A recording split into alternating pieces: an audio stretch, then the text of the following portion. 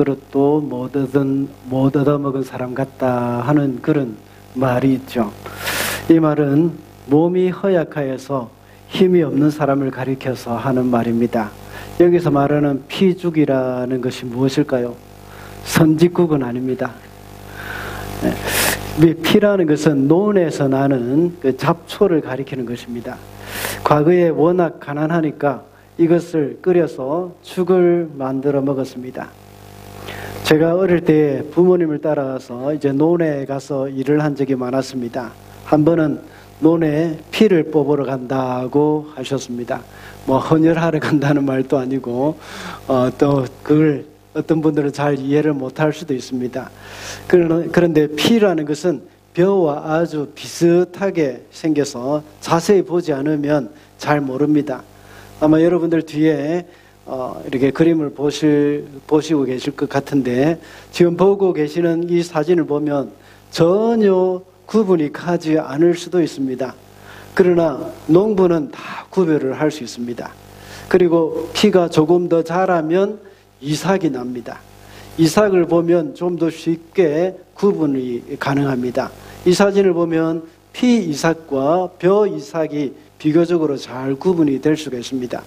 과거에는 워낙 먹을 것이 없어서 피 이삭이라도 잘라서 죽을 끓여서 연명을 했던 것입니다. 그러나 이것은 잡초이기 때문에 모두 뽑아서 버려야 합니다. 이 세상에는 진짜가 있고 가짜가 있습니다. 논에는 벼가 있고 피가 있는가 하면 또 성경에도 보면 알곡이 있고 죽정이나 또 가라지가 있습니다. 명품이 있는가 하면 짝퉁도 있죠.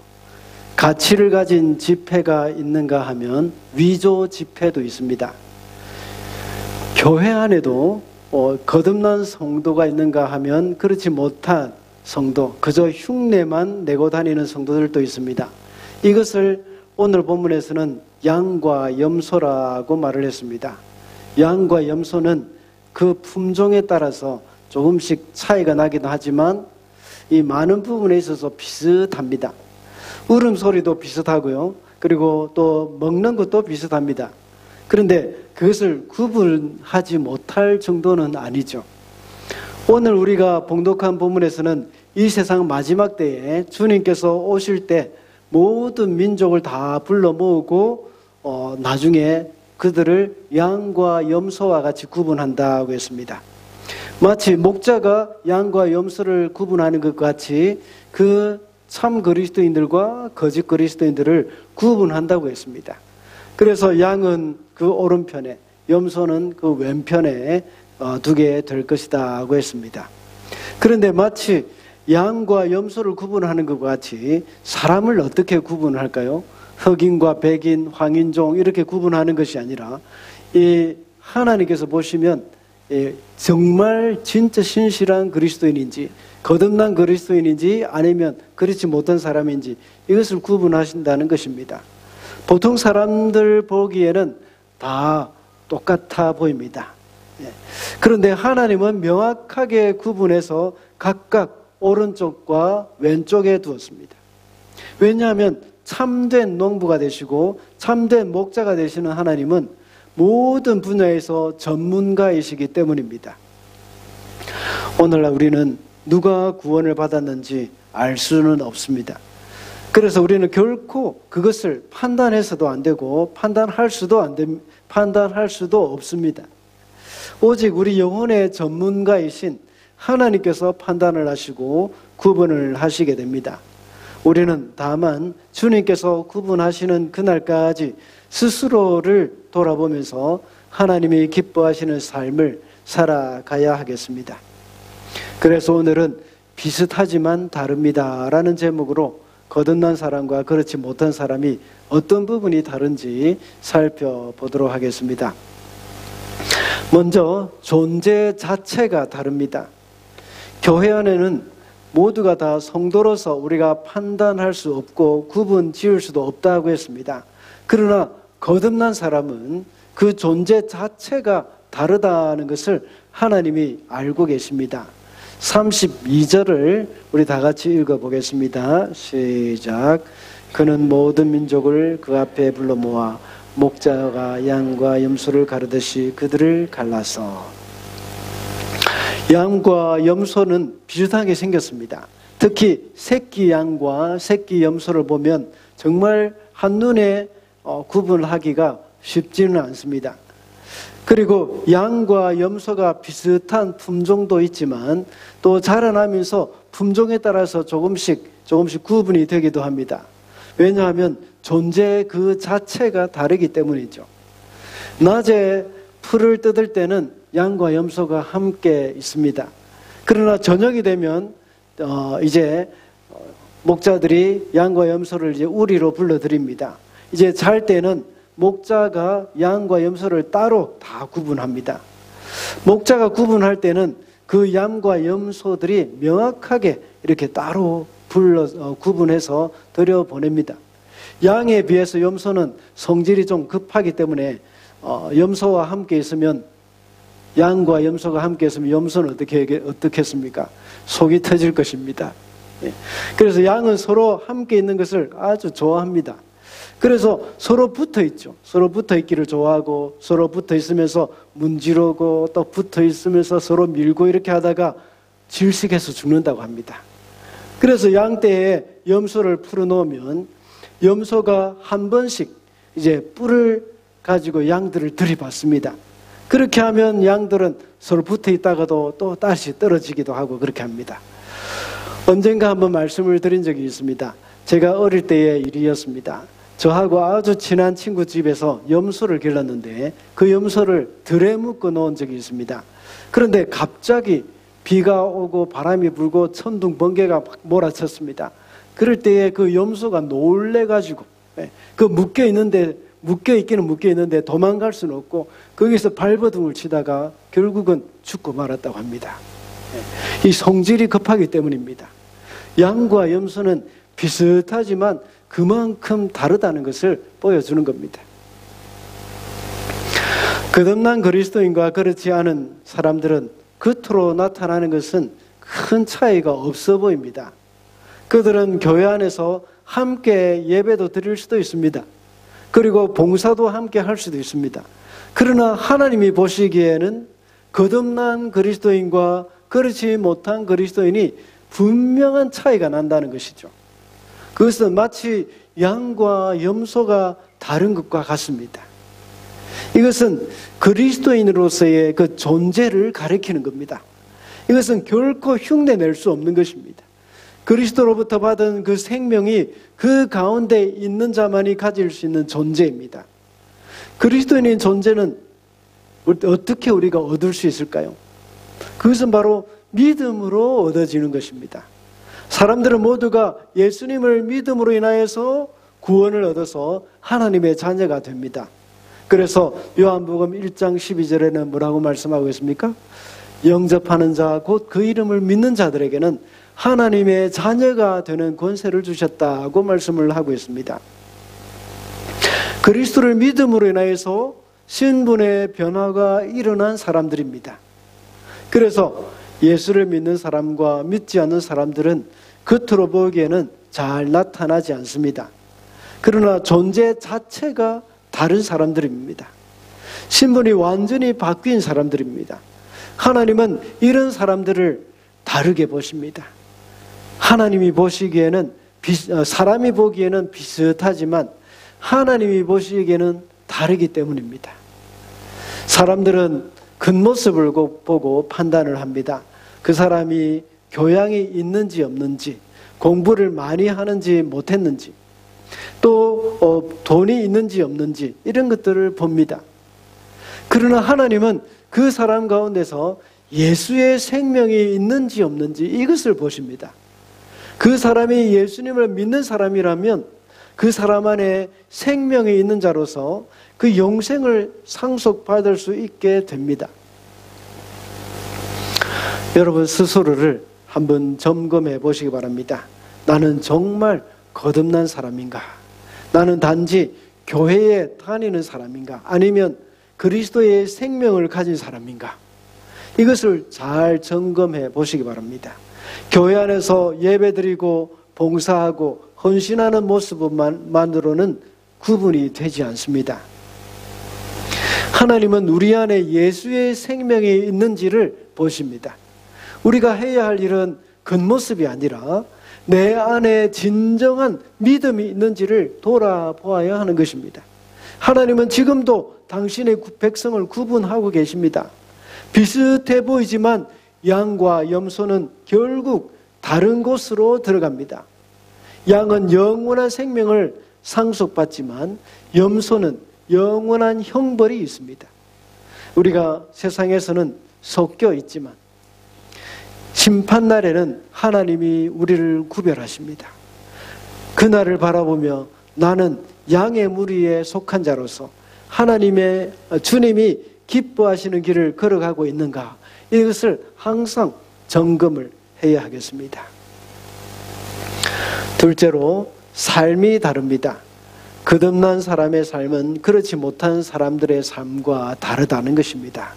그것은 존재 자체가 다른 사람이기 때문입니다. 40절과 45절을 읽어보시겠습니다. 다 같이 한 목소리로 읽겠습니다. 시작.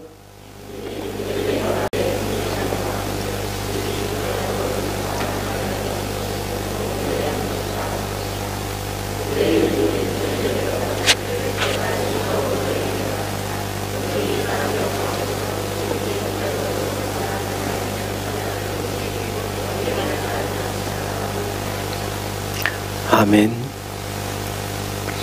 양과 염소의 차이는 그 삶에서 열매를 나타냅니다. 임금이 하는 말에는 그들의 행동을 보고 칭찬과 책망을 하는 것을 볼 수가 있습니다. 양에 속한 의로운 사람들에게 임금이 말하죠. 너희는 내가 줄일 때에 내게 먹을 것을 주었고 목마를 때에 마실 것을 주었으며 나그네로 있을 때에 영접하였고 헐벗었을 때에 입을 것을 주었고 병들어 있을 때에 돌보아 주었고 감옥에 갇혀 있을 때에 찾아주었다 라고 말했습니다. 그런데 그 말을 들은 양의 비유에 된 그 양으로 비유된 그 의인들은 어떻게 대답을 합니까? 주님, 우리가 언제 주님께서 줄이신 것을 보고 잡수실 것을 드리고 또 우리가 언제 목마르신 것을 보고 마실 것을 드렸습니까? 나그네 되신 것을 보고 영접하고 또 헐벗으신 것을 보고 입을 것을 언제 드렸습니까? 언제 병드신 것이나 감옥에 갇힌 것을 보고 우리가 찾아갔습니까? 라고 대답을 합니다. 그때 40절과 같이 주님이 말씀하십니다. 너희가 여기 내 형제 자매 가운데 지극히 보잘것없는 사람 하나에게 한 것이 곧 내게 한 것이다 라고 하셨습니다. 임금이 그것을 이렇게 칭찬하고 영생을 주신 것은 그들이 베푼 긍휼과 사랑 때문입니다. 자칫 잘못 생각하면 이것은 율법적인 요소로 생각을 할 수도 있습니다. 그러나 이것은 율법적인 것이 아니라 그의 삶에서 나타나는 열매를 말하는 것입니다. 다시 말하자면 영생을 상속받기 위해서 긍휼과 사랑을 베푼 것이 아닙니다. 영생을 목적으로 해가지고 긍휼과 사랑을 베푼 것이 아니라 믿음으로 구원받은 사람이 되다 보니까 그 열매로 이렇게 긍휼과 사랑이 나타난 것입니다. 앞서 첫 번째 대지에서 우리는 존재 그 자체가 다른 사람이라고 했습니다. 믿음으로 인해서 그리스도의 생명이 우리 안에 있습니다. 그런 사람에게는 이렇게 열매가 나타나는 것입니다. 그래서 그 열매를 보고 그 사람의 진짜 모습이 무엇인지를 알게 된다는 것입니다. 좋은 나무에게 좋은 열매가 맺히고 나쁜 나무에게서 나쁜 열매가 맺히는 것 같이 거듭난 진정한 그리스도인에게서는 좋은 열매가 맺히게 되어 있다는 것입니다. 실제로 그것이 열매로 나타나는 것은 열매로 나타나는 것을 우리가 알 수 있는 것은 그들의 대답을 통해서 우리는 그것이 열매로 나타난다 하는 것을 알 수가 있습니다. 양들과 염소들의 반응을 한번 볼까요? 양들은 자신들이 한 행동에 대해서 기억하지 못했습니다. 염소는 자신이 행한 일을 하나씩 다 카운트하고 있었습니다. 양들이 기억하지 못한 이유가 무엇이겠습니까? 양이 머리가 나쁘기 때문에 기억을 못했을까요? 아닙니다. 그들의 행동은 저절로 나오는 자연스러운 행동이기 때문입니다. 그들의 변화된 성품에서 나온 행동이고 마치 숨을 쉬듯이 지극히 자연스러운 삶이기 때문입니다. 우리 중에 아무도 우리가 오늘 내가 숨을 몇 번 쉬었다 하고 의식하고 숨을 쉬는 사람이 없을 것입니다. 너무나도 자연스러운 일이기 때문입니다. 이것이 바로 열매입니다. 열매는 본성에서 나오는 것입니다. 배나무의 본성에서 나오는 것이 바로 배라는 열매입니다. 사과나무라는 그 본성에서 나오는, 사과나무의 본성에서 나오는 그 열매가 바로 사과 열매입니다. 그와 같이 거듭난 사람의 본성에서 나오는 열매가 바로 긍휼과 사랑, 곧 성령의 열매입니다. 형제를 향한 긍휼과 사랑, 지극히 작은 자를 향한 그 긍휼과 사랑, 그리고 사랑과 희락과 화평과 오래 참음과 자비와 양선과 충성과 온유와 절제, 이것이 바로 성령의 본성에서 나오는 열매입니다. 우리 안에 예수의 생명이 있으면 예수의 본성이 나와서 이렇게 성령의 열매가 맺히게 되는 것입니다. 그러나 염소는 자신이 행한 일에 대해서 낱낱이 기억을 다 하고 있습니다. 물론 그는 임금에게는 많은 것을 드리고 섬겼을 수도 있습니다. 그러나 그는 지극히 작은 자에게는 전혀 하지 못했습니다. 임금에게는 율법적인 생각으로 해야 한다는 그런 의무감으로 했던 것입니다. 그러나 지극히 작은 사람들에게는 그들의 필요가 보이지 않은 것입니다. 그 속에 예수의 생명이 없기 때문입니다. 그것이 눈에 들어오지 않고 지극히 작은 사람, 또 어려움을 당하는 사람, 여러 가지 연약한 사람, 이런 사람들이 눈에 들어오지 않고 또 그들의 생각조차 그 사람들을 하지 않는 것입니다. 그의 삶에서 변화된 성품이 아니라 자신의 의를 드러내고자 하는 그 율법적인 행위에 기초한 것이기 때문입니다. 첫 번째 대지에서 제가 무엇을 말씀드렸습니까? 존재에 대해서 말씀을 드렸지 않습니까? 이 부분은 로마서의 내용과 동일하다고 볼 수가 있습니다. 믿음으로 구원을 얻었습니다. 믿음으로 인해서 예수의 생명이 우리 속에 들어왔고 신분의 변화도 일어났습니다.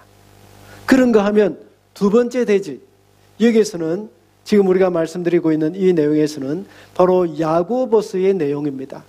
믿음이 있으면 그 믿음이 살아있다는 증거로 행함으로 열매가 맺혀져야 한다는 것입니다. 삶이 다르다는 것입니다. 변화된 마음, 변화된 성품, 변화된 삶으로 그것이 증명이 되기 때문입니다. 오늘 본문에 나타나는 염소과에 속하는 사람들은 믿는다고 말을 했지만 그 믿음으로 인하여서 변화된 삶의 열매가 없는 것을 알 수가 있습니다. 우리의 성품에서 드러나는 삶이 달라져야 한다는 것이죠. 양은 자신이 한 일을 기억하지 못했습니다. 왜냐하면 그것이 숨을 쉬듯이 자연스러운 삶이었기 때문입니다. 하지만 염소는 자기가 한 일을 낱낱이 다 기억했습니다. 왜냐하면 그것은 그가 자연스럽지 못한 일이었고 또 어떤 보상을 위한 일이었기 때문입니다. 특별히 계획을 세우고 또 생각을 해가지고 짜고 머리를 짜서 행한 일이었기 때문에 그것이 잊혀질 수가 없는 것이죠. 우리는 어떤가요? 내가 하는 선행이 보상받기 위한 계산된 행동인가요? 아니면 예수님의 마음이 내 안에서 자연스럽게 흘러나와서 나타난 열매인가요? 우리의 신앙은 머리로 믿는 것이 아니라 삶으로 드러나는 것입니다. 좋은 열매는 좋은 나무에서 맺힙니다. 그래서 우리는 먼저 좋은 나무가 되어야 한다는 것입니다. 나의 말과 행동이 변화되기 위해서는 먼저 우리의 마음의 변화, 성품의 변화와 같이 근본적으로 변화가 일어나야 합니다. 그러므로 나의 성품의 변화가 일어나게 해달라고 하나님 앞에 기도하고 또 기도해야 합니다. 그래서 하나님 앞에 몸부림치면서 하나님 앞에 간구해야 합니다. 가슴을 치면서 하나님, 내가 아직도 이렇습니다 하면서 하나님 앞에 울부짖어야 합니다. 그렇게 할 때에 우리 주님이 우리를 하나씩 하나씩 바꾸어 주실 줄 믿습니다. 마지막으로 결과가 다릅니다. 거듭난 사람과 그렇지 못한 사람이 하는 일의 결과는 완전히 다릅니다. 영원한 생명과 영원한 형벌입니다. 46절 한번 읽어주시기 바랍니다. 시작.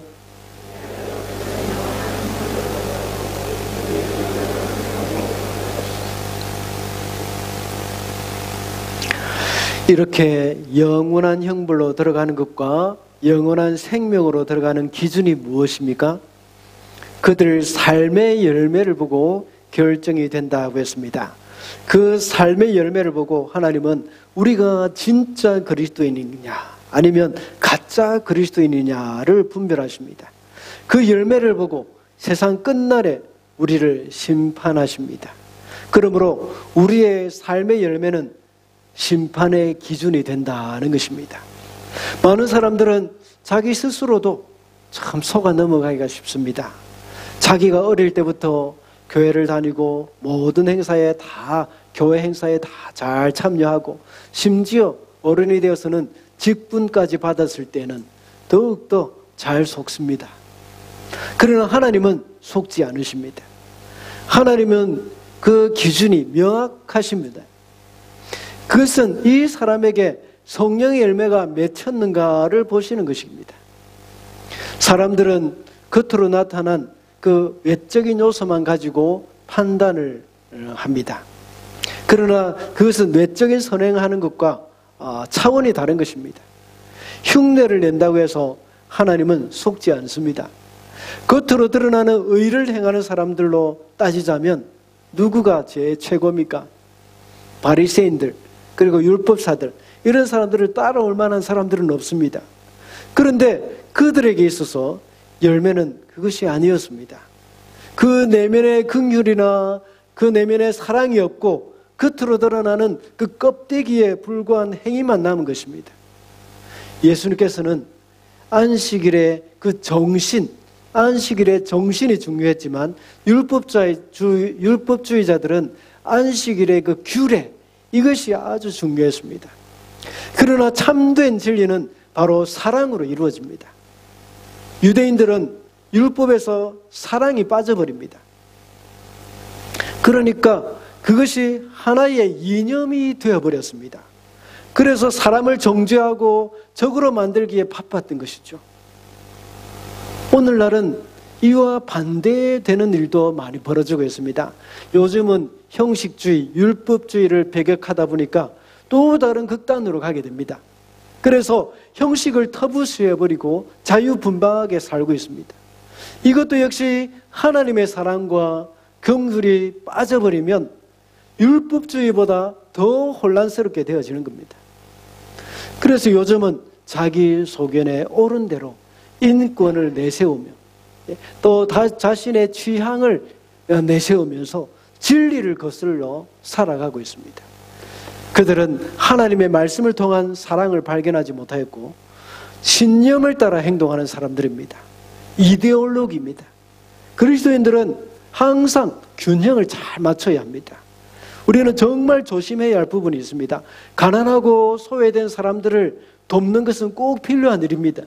긍휼과 사랑이 없이 그것만 계속해서 주장하다 보면 그것이 하나의 이념이 되어버리고 또 이데올로기가 되어버립니다. 다른 사람이 긍휼과 사랑이 없다고 판단하는 그 사람 자체가 또 자신의 이념이 되고 이데올로기가 되는 겁니다. 나는 남을 잘 돕는다고 생각하고 다른 사람이 돕지 않는다고 생각하는 그것을 보고 판단하는 그 순간 자신이 돕는 그 긍휼 사업 또 다른 사람을 돕고 있는 그런 일들은 하나님이 기뻐하시는 일이 아니라 자신의 이념이 되고 자신의 이데올로기가 되어버리는 것이죠. 그래서 남을 돕지 않거나 가난한 사람을 모른 척 한다고 비난해서는 안 됩니다. 이것이 또 다른 율법주의가 되기 때문입니다. 공산주의도 같은 오류를 범했습니다. 사도행전에 나오는 초대교회의 모습은 어떠했습니까? 서로 물건을 통용하고 제 것을 그 누구도 자기의 것이라고 주장하지 않았습니다. 땅도 팔아서 가난한 사람들에게 나누어 주었습니다. 그것을 보면서 공산주의자들도 역시 모두가 공평하게 살아야 한다고 했습니다. 그러나 거기에다가 그 공평하게 살아가야 하고 서로 나누는 것은 참 좋은데 거기에 사랑이 빠져버렸습니다. 그래서 억지로 재산을 몰수하고 공동생산, 공동분배를 시키려고 했던 것이죠. 이것이 바로 이데올로기이며 사람의 이념에 불과한 것이 됩니다. 이것은 또 다른 율법주의자가 되는 것입니다. 그래서 예수님은 안식일에 정신을 강조했지만 율법주의자들은 안식일의 규례를 지키려고 했던 것입니다. 이렇게 그들은 겉으로 드러나는 그 규례에 빠져서 하나님의 사랑과 이웃 사랑의 정신을 버린 것입니다. 그들에게는 겉으로 드러나는 율법과 규례를 잘 지켰는지는 몰라도 성령의 열매는 없습니다. 또는 가난한 사람을 돕는 것이 율법이 되지 않도록 하기 위해서 거기에 사랑이 있어야 하고 우리는 긍휼이 우리 가운데 있어야 한다는 것입니다.